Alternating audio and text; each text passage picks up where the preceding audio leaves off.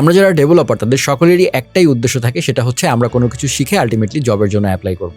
এবং জবে অ্যাপ্লাই করার ক্ষেত্রে সবচেয়ে গুরুত্বপূর্ণ ভূমিকা পালন করে সেটা হচ্ছে আমাদের রেজিউমে। অ্যাটলিস্ট প্রথম যে কলটা আমরা পাই সেই কলটার জন্য আমাদের রেজিউমে খুবই গুরুত্বপূর্ণ একটা ব্যাপার। তো আজকের ভিডিওতে আমি এই রেজিউমে রাইটিং নিয়ে গুগলের ইঞ্জিনিয়ারদের দেওয়া একটা টিপস আমি আজকে আপনাদের সাথে শেয়ার করব, এবং সেই টিপসটা দেখলে আশা করি আপনাদের যখন আপনারা রেজিউমে তৈরি করবেন তখন আপনাদের একটা উপকার আসবে। তো চলুন দেরি না করে আজকের ভিডিওটি শুরু করে দেওয়া যাক।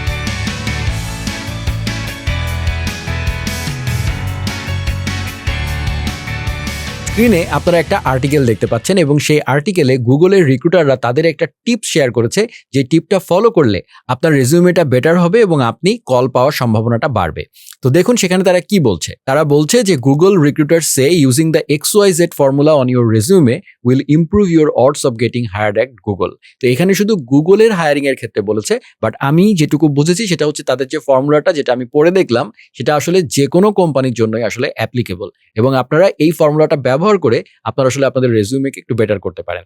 তো দেখুন এখানে আসলে কমপ্লিট একটা গাইডলাইন দেওয়া হয়েছে যে আপনার রেজিউমেটা কেমন হওয়া উচিত। সবার প্রথমে তারা কিছু পয়েন্ট বলেছে, সেই পয়েন্টগুলোর মধ্যে একটা হচ্ছে বেসিক ফরম্যাটিং। সেখানে তারা যেটা বলছে যে তারা কাভার লেটার নিয়ে একেবারেই বদার্ড না।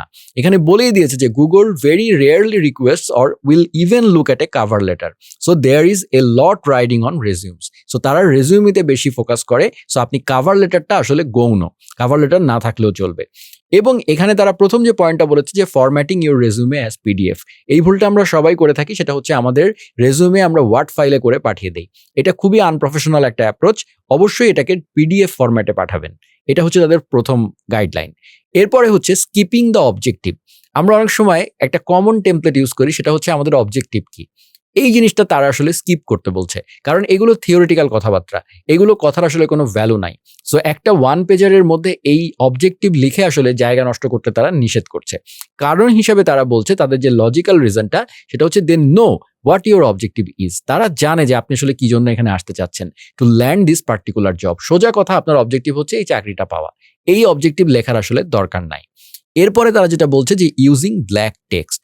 এই জিনিসটা খুবই ইম্পর্টেন্ট। আমি নিজেও অনেকের রেজিউমে দেখেছি সেখানে ডিফারেন্ট কালার ব্যবহার করা হয়। লাল, নীল, হলুদ, সবুজ, সাদা, কমলা, গোলাপি, যা পাচ্ছে সেরকম কালার আসলে দিয়ে দেয় এবং মনে করে অনেক কালারফুল হলে রেজিউমেটা মনে হয় ভালো হবে।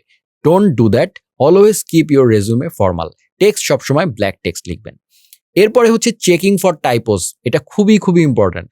রেজিউমেতে যদি আপনার টাইপিং মিস্টেক থাকে তার মানে আপনার রেজিউমে যেটা সেটা নিয়ে আপনি সিরিয়াস না। তো এই জিনিসটা খুবই ইম্পর্টেন্ট।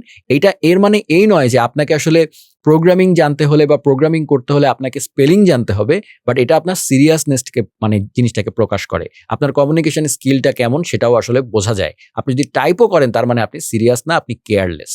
এরপরে যেটা সেটা হচ্ছে using bullet points. Don't include long lines of descriptive text. আমরা অনেক সময় দেখি যে রেজিউমেতে বড় প্যারাগ্রাফ লেখা থাকে যে আমি এই। সেইটা না করে ফোকাস অন বুলেট পয়েন্টস। এবং বুলেট পয়েন্টস মানে একটা সেন্টেন্স সম্পূর্ণ হতে হবে এমন না, বাট একটা সেন্টেন্সের শর্ট ফর্ম যেগুলো সেগুলোকে পয়েন্ট আকারে বুলেট পয়েন্টে, এবং ওয়ার্ড নির্বাচনের ক্ষেত্রেও খুবই সতর্ক হওয়া উচিত। ইউজলেস ওয়ার্ড এখানে, অ্যাডিশনাল ওয়ার্ড এখানে ইউজ না করলেও চলবে। সো এই বুলেট পয়েন্ট ব্যবহার করার চেষ্টা করবেন বেশি। এরপরে হচ্ছে making sure you include your contact info. Contact info অনেকেই যেটা দেয়, অনেক কিছু দেয়। আমার অ্যাড্রেস দেয়, কোন দেশে থাকে সেটা দেয়, হ্যাঁ আরও অনেক কিছু দেয়, পার্মানেন্ট অ্যাড্রেস দেয়, প্রেজেন্ট অ্যাড্রেস দেয়। These are useless. কন্ট্যাক্ট ইনফোর মধ্যে শুধু দুইটা জিনিস থাকলেই চলবে। আপনার নামটা যেন পরিষ্কার দেখা যায় এবং আপনার ইমেল অ্যাড্রেসটা যেন প্রমিনেন্ট থাকে। এবং আপনি যদি বাংলাদেশে অ্যাপ্লাই করেন তাহলে সেই ক্ষেত্রে হয়তো আপনার ফোন নাম্বারটা আপনি দিতে পারেন। সো এই হচ্ছে মূলত মেইন জিনিস। আর যদি if you are applying for technical positions, যদি আপনি টেকনিক্যাল পজিশনে অ্যাপ্লাই করেন লাইক আমরা, তাহলে অবশ্যই আপনার গিটহাব লিঙ্কটা দিতে হবে। এই তিনটা জিনিস আসলে ম্যান্ডেটরি। এই তিনটা কন্ট্যাক্ট ইনফো আপনাকে দিতেই হবে। এরপরে হচ্ছে customisation. You should write a new tailored resume for every position you apply for. এই কথাটা আমি এর আগেও আমার ইউটিউব চ্যানেলে অনেকবার বলেছি যে আমরা নর্মালি রেজুমে যেগুলো লিখি আমরা একটা টেমপ্লেট বানাই এবং ওই টেমপ্লেটটাই বিভিন্ন কোম্পানিতে আমরা পাঠাতে থাকি। ইনফ্যাক্ট এমনও রেজুমে আমরা পাই যেখানে আমরা দেখি যে রেজুমেটা ফরওয়ার্ডেড হয়ে এসছে। আমরা যখন জিমেলে বলেন বা যে কোনো ইমেল ক্লায়েন্টে যখনই আমরা কোনো মেইল পাঠাই বা ফরওয়ার্ড করি তখন বাই ডিফল্ট কিন্তু ওখানে অটোফিল হয়ে যায় মেইলের সাবজেক্টটা এবং সেই সাবজেক্টে একটা FW দিয়ে কোলন চলে আসে, মানে বোঝায় যে এটা ফরওয়ার্ড করা হচ্ছে। এই জিনিসটাও আমরা করতে দেখি ক্যান্ডিডেটকে এবং তারা জাস্ট ফরওয়ার্ড করে দেয়।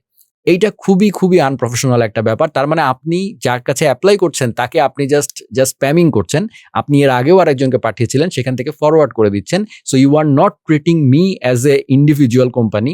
আপনি সেই সম্মানটা দিচ্ছেন না। সো এটা শুরুতেই আসলে মেজাজ খারাপ হয় এবং ওই ইমেলগুলো আসলে কখনোই খুলে দেখা হয় না। আমি বিলিভ করি না বাংলাদেশ হোক বা দুনিয়ার কোনো কোম্পানি ফরওয়ার্ডেড রেজিউমে কখনো খুলে দেখে। সো অবশ্যই আপনি ডেফিনেটলি আপনি হয়তো সেম রেজুমে সেম টাইপের কোম্পানিতে আপনি দিচ্ছেন, বাট আপনার ইমেল দেখলে যেন সেটা বোঝা না যায়। অ্যাটলিস্ট এইটুকু এফোর্ট দিন যে ইমেলটার একটা সুন্দর সাবজেক্ট লিখুন। ইনফ্যাক্ট তাদের যদি কোনো সাবজেক্টের গাইডলাইন থাকে সেটাও ফলো করার চেষ্টা করুন। একটা কমন টেমপ্লেট হচ্ছে আপনি যে পজিশনে অ্যাপ্লাই করছেন সেটার আগে অ্যাপ্লাইং ফর লেখা, যে অ্যাপ্লাইং ফর অমুক পজিশন, ঠিক আছে? সো এই যে টাইটেলগুলো আপনি লিখছেন ফর দ্যাট কোম্পানি, স্পেসিফিকভাবে ওই কোম্পানির জন্য লিখবেন এবং মেইলের বডিতে অ্যাটলিস্ট একটা সূচনা কিছু লিখবেন যে আপনি যে তাকে আসলে প্রায়োরিটি দিচ্ছেন সেটা যেন বোঝা যায়। আপনি যেন মেইলটা শুধু তাকেই করেছেন এই জিনিসটা যেন বোঝা যায়। সো এই জিনিসটা এখানে কিন্তু খুব সুন্দর করে তারা ব্যাখ্যা করেছে। এরপরে থার্ড যে পয়েন্টটা, যেটা হচ্ছে মূলত আমি যেটার উপরে বেস করে এই ভিডিওটার টাইটেলটা আপনারা দেখেছেন, সেটা হচ্ছে ইউজ দ্য XYZ ফর্মুলা। এইটা আমি একটু আপনাদেরকে ডিটেলে বলছি, জিনিসটা খুব সুন্দর। তারা বলছে this is the crux of the advice by Laszlo Bock, a former Google senior vice president of personal operations. Laszlo Bock নামে গুগলের একজন ফর্মার সিনিয়র ভাইস প্রেসিডেন্ট, তিনি এই ফর্মুলাটা দিয়েছেন। তিনি যেটা বলছেন যে গুগল ডেসক্রাইবস দিস অ্যাজ, এই লাইনটা মনে রাখবেন, সেটা হচ্ছে দেখেন এই লাইনটাতে কি বলা আছে, অ্যাকমপ্লিশড, তারপরে এখানে লেখা আছে এক্স, মানে এখানে কিছু একটা বসতে পারে, মানে accomplished X as measured by Y by doing Z. মানে আমি অ্যাকমপ্লিশ করা মানে কি, কোনো কিছু অ্যাচিভ করা বা কিছু একটা করা। সো আমি এক্স কাজটা করেছি অ্যাজ মেজার্ড বাই, মানে এইটাকে যে করেছি আপনি যে বলছেন, দাবি করছেন যে আপনি এই কাজটা করেছেন। যেমন ধরেন ফর এক্সাম্পল আপনি একটা স্কেলেবল চ্যাট সিস্টেম বানিয়েছেন। সো আপনি তখন লিখবেন যে আমি একটা স্কেলেবল চ্যাট সিস্টেম বানিয়েছি অ্যাজ মেজার্ড বাই, তারপরে আপনাকে মেজার্ড বাই মানে কি, মানে আপনি যে বলছেন এটা স্কেলেবল চ্যাট সিস্টেম, সেটার মেজারমেন্টটা কি, আপনি কিসের বেসিসে বলছেন সেইটা বলবেন বাই ডুইং এটা, তারপরে স্পেসিফিকলি বলবেন যে কি কি স্টেপ করেছেন। সেটার কিছু এক্সাম্পল আমরা এখনই দেখব, but just to make it easier to remember let's shorten it to XYZ। মানে আমি এই কাজটা করেছি, সেটার মেজারমেন্ট হচ্ছে এই জিনিস, মানে প্রমাণ হচ্ছে এই জিনিস, এবং কাজের স্পেসিফিক পয়েন্টগুলো মানে কি কি করেছেন, এক্স্যাক্টলি হোয়াট ইউ ডিড, সেই জিনিসটা হচ্ছে থার্ডে।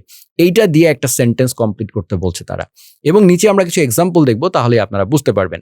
যেমন ধরেন for example, imagine an applicant who wants to make clear that he or she is a member of a prestigious group। তারা জাস্ট বোঝাচ্ছে যে ধরেন একজন অ্যাপ্লিক্যান্ট, সে হচ্ছে কোনো একটা খুবই নামকরা গ্রুপের মেম্বার, হ্যাঁ, ধরেন এমনই খুবই প্রেস্টিজিয়াস একটা group. So here's the okay way, better way and the best way to describe this line on a resume according to Google. So আপনি জাস্ট একটা গ্রুপে মেম্বার, ওই গ্রুপে সবাই মেম্বার হতে পারে না, ধরেন for example learning Sumit group, এরকম কোনো কথা না, জাস্ট মজা করছি। সো আপনি এই লাইনটাকেই লিখতে চান। সো তারা তিনটা ওয়ে দেখিয়েছে, একটা হচ্ছে ওকে, একটা হচ্ছে বেটার এবং আরেকটা হচ্ছে বেস্ট। প্রথমে দেখেন সে বলছে member of leadership for tomorrow society, সোজা কথা। সো এইটাকে তারা বলছে ওকে ফাইন, তুমি মেম্বার, বুঝলাম। বেটার ওয়ে হচ্ছে selected as one of 275 for this 12-month professional development program for high achieving diverse talent। So এটাতে আরেকটু বেটার ভাবে ডেসক্রাইব করা হয়েছে যে এই গ্রুপের বিশেষত্ব কি। এরপরে লেখা হয়েছে best, selected as one of 275 participants nationwide for this 12-month professional development program for high achieving diverse talent based on leadership potential and academic success। মানে এইটা কিন্তু মেজারমেন্ট। সো এই লাইনটার মধ্যে XYZ ফর্মুলা আছে। সো আপনি যদি এইভাবে একটা লাইনকে লেখেন এই XYZ ফর্মুলাটা ফলো করে, তাহলে আপনি সবগুলো টাচ পয়েন্ট সুন্দর করে ডেসক্রাইব করতে পারবেন এবং এই লাইনটা মিনিংফুল হবে। তারা এই জিনিসটাই বলার চেষ্টা করছে। Here's another example, this one for a technical position in which the applicant wants to point out that he or she placed second in a hackathon। আপনি ধরেন কোনো একটা হ্যাকাথনে পার্টিসিপেট করেছেন এবং আপনার রেজিউমেতে এটা কোনো একটা জায়গায় মেনশন করতে চাচ্ছেন। এখন আপনি প্রথমে লিখতে পারেন 1 second place in hackathon, এইটুকু লিখে দিয়ে বসে থাকলেন, এটা হচ্ছে ওকে। বেটার ওয়ে হচ্ছে 1 second place out of 50 teams in hackathon, আরেকটু কনটেক্সট দিলেন আপনি। বেস্ট হচ্ছে 1 second place out of 50 teams in hackathon at NJ Tech by working with 2 colleagues to develop an app that synchronizes mobile calendars। এইটা একটা complete হলো, এখানেও কিন্তু XYZ আছে। সো এইটা আপনাদেরকে তারা বোঝানোর চেষ্টা করছে যে এরকম ফ্ল্যাট কথা না বলে সেটার সাথে কিছু কনটেক্সট এবং কিছু কি ফ্যাক্টরস, এখানে দেখবেন প্রতিটা ওয়ার্ড ইম্পর্টেন্ট, কোনো ওয়ার্ড বাদ দেওয়া যাবে না। সো এরকম মিনিমালিস্টিক কিন্তু উইথ লটস অফ কনটেক্সট আমাদেরকে দিতে হবে। যত বেশি সুন্দর করে লিখতে পারবেন তত জিনিসটা ক্লিয়ার হবে। আচ্ছা, এখানে দেখেন বলেও দিয়েছে, in this case the last best is my own interpretation, Google does not actually provide the third suggestion, but I hope the point is clear. So basically এইখানে হচ্ছে যিনি রাইটার তিনি লাইনটাকে গুগলের XYZ ছাড়াও আরও কিছু জিনিস যোগ করেছে, করে আরেকটু বেটার করার চেষ্টা করেছে। That is very innovative, so কোনো সমস্যা নাই, but make sure the XYZ is there. Here's the final example, intended for a business applicant who wants to show how much or she contributed in a client support role. এখন ধরেন আপনি কোনো একটা কোম্পানিতে আপনি ক্লায়েন্ট সাপোর্ট এক্সিকিউটিভ হিসাবে ছিলেন, এখন আপনি সেই জায়গাটায় কি করেছেন সেটার ব্যাখ্যা করতে চাচ্ছেন, দুনিয়া যে উল্টিয়ে ফেলেছিলেন আগের কোম্পানিতে সেটা বোঝাতে চাচ্ছেন। তো একটা হতে পারে আপনি লিখেছেন গ্রিউ revenue for small and medium business clients, মানে আপনি ছোট বিজনেস ক্লায়েন্টসদের জন্য আপনি রেভিনিউ জেনারেট করে দিয়েছিলেন। বেটার হতে পারে grew revenue for small and medium business clients by 10% QOQ, মানে কোয়ার্টার অন কোয়ার্টার। ঠিক আছে, QOQ মানে quarter on quarter. By the way, এখানে আমার একটা সাজেশন হচ্ছে এরকম অ্যাব্রিভিয়েটিভ মানে এরকম শর্ট ফর্ম টেক্সট না লেখাই ভালো, স্পেসিফিক হওয়াই ভালো। এরকম QOQ এই ধরনের অনেকে লেখে FYI, এই ধরনের কথাবার্তা ইমেল বলেন, রেজুমে কমিউনিকেশন বলেন, কোনো জায়গায় করবেন না। অনেকে লিখি আমি ইউ, হ্যাঁ, YOU, এই শব্দটা আপনি আপনার একটা বন্ধুকে যখন ইমেল পাঠাচ্ছেন বা আপনি আপনার গার্লফ্রেন্ডকে যখন ইমেল পাঠাচ্ছেন তখন আপনি লিখতে পারেন YOU না লিখে শুধু ইউ লিখে দিলেন, SMS টেক্সটের ভাষা। কিন্তু আপনি যখন একটা কোম্পানিতে অ্যাপ্লাই করবেন তখন কাইন্ডলি এই কাজটা করবেন না। সো এবং সেটা রেজুমের ক্ষেত্রেও সঠিক। সো এরপরে দেখেন বেস্ট ওয়েটা বলছে, প্রথমে বললো যে সে জাস্ট রেভিনিউ তৈরি করে দিয়েছে, সেকেন্ডে সে আরেকটু স্পেসিফিক করে বলেছে যে রেভিনিউ কত পার্সেন্ট করেছে, মানে this is the final part, Z পার্টটা সে 10% মানে কোয়ার্টার অন কোয়ার্টারে সে মানে রেভিনিউ বাড়িয়েছে। কিন্তু এখানে একটা জিনিস মিসিং আছে, সেটা হচ্ছে হাউ, মানে মেজারমেন্টটা। দেখেন grew revenue for 15 small and medium business clients by 10% QOQ by mapping, এই দেখেন measurement, by mapping new software features as solutions to their business goals. Okay, so আপনি কিছু নতুন সফটওয়্যার ফিচার সলিউশন হিসেবে দিয়ে তাদের বিজনেস গোলটা অ্যাচিভ করতে হেল্প করেছিলেন। Now the line is complete.